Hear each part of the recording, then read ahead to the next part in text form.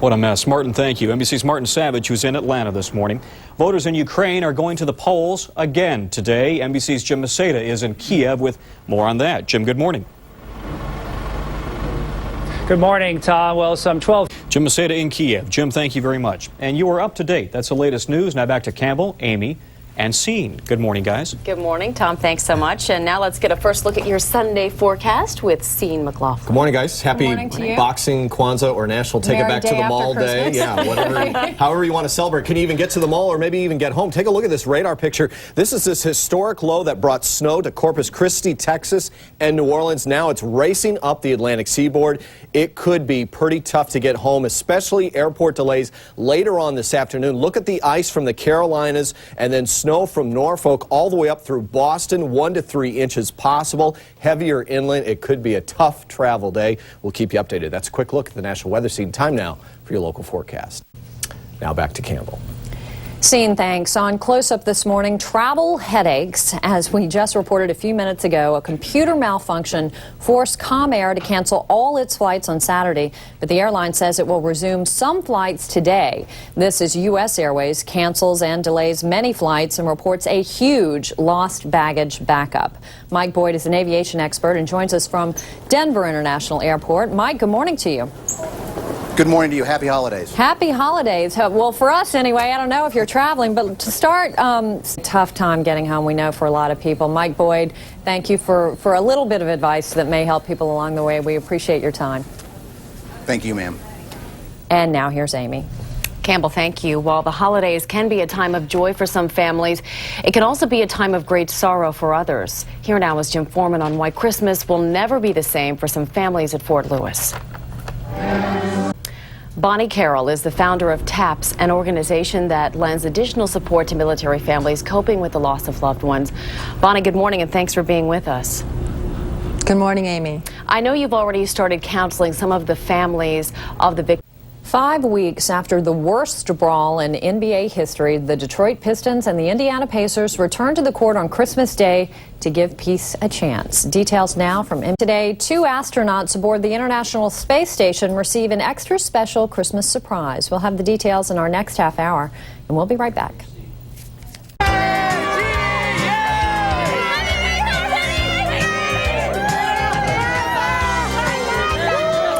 Still ahead here on Today, a survivor of the Columbine school shooting spread some holiday cheer in Russia. She is an amazing young woman. She takes what she experienced in Columbine and talks to the young children who survived the school shooting in southern Something to relate Russia. to. Plus, Amelia Earhart conspiracy theories are still circulating 70 years after her plane disappeared. We'll speak with one explorer who wants to solve the mystery after these messages and your local news.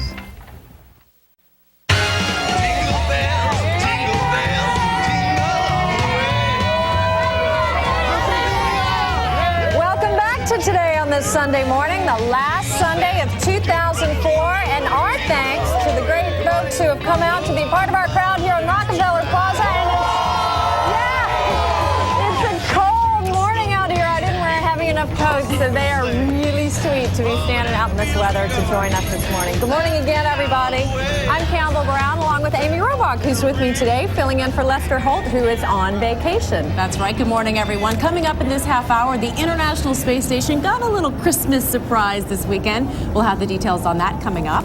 Also, in our next half hour, we're going to meet this great, fascinating, so generous young woman. She's a survivor of the Columbine school shooting, and she went to southern Russia to meet with some of the children who had survived the school shooting there and to bring them a little hope during the holidays. It's a really beautiful story. It's amazing she can share her story and make them feel a little bit more comfortable. Also, we're going to be speaking with a marine explorer whose plans for this next year is to locate and to find this age-old mystery, whatever happened to Amelia Earhart.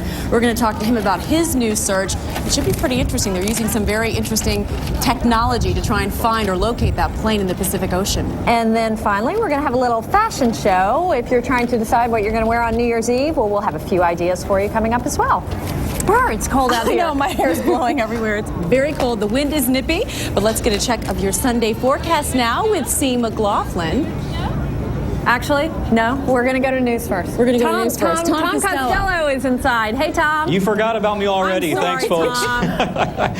Amy and Campbell, thank you. Good morning, everybody. A series of tidal waves has crashed into Southeast Asia and India today, killing at least 3,000 people.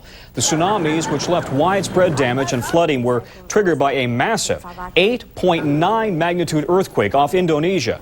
The waves, some 20 to 30 feet high, washed cars and homes into the sea. Back in the U.S., the holiday travel problems plaguing some airline passengers just keep getting worse. Comair says it will be operating limited flights today after canceling all 1,100 flights on Christmas Day. The airline is blaming a computer glitch, and the federal government is asking U.S. Airways why so many passengers were separated from their luggage. Astronauts aboard the International Space Station celebrated Christmas and the much-needed delivery of food and supplies Saturday. NASA spokesman Glenn Mahone is in Mitchellville, Maryland this morning with more. Glenn, the supply ship has now docked. How soon until the food is actually offloaded?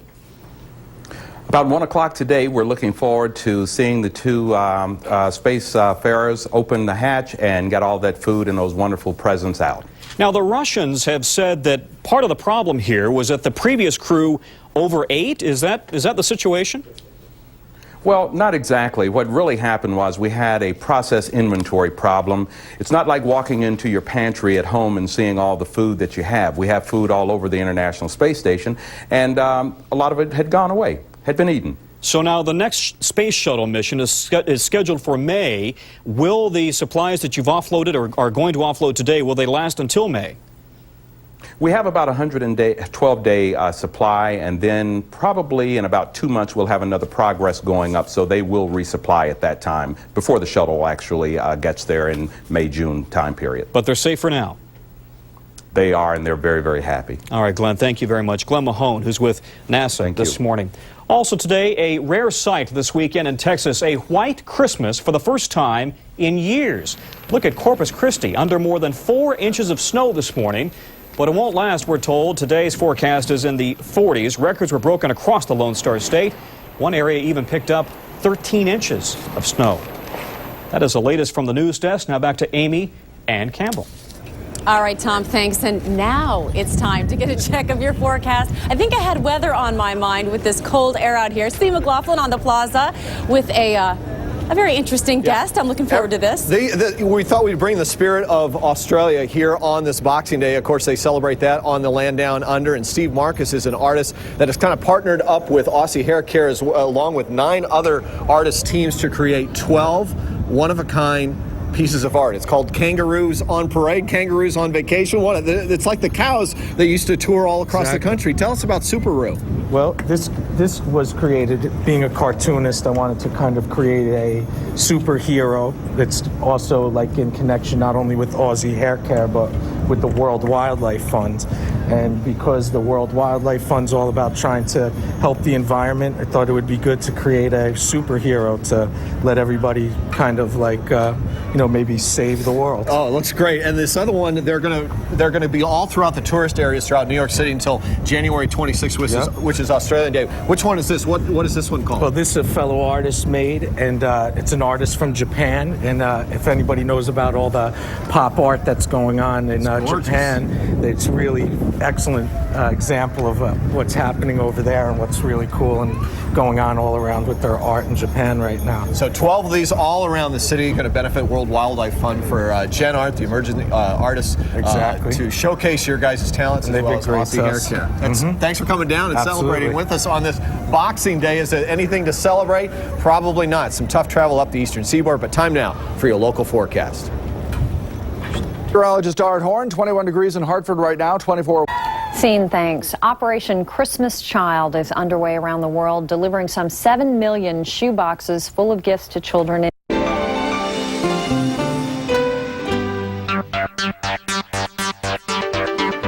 Coming up, more than 50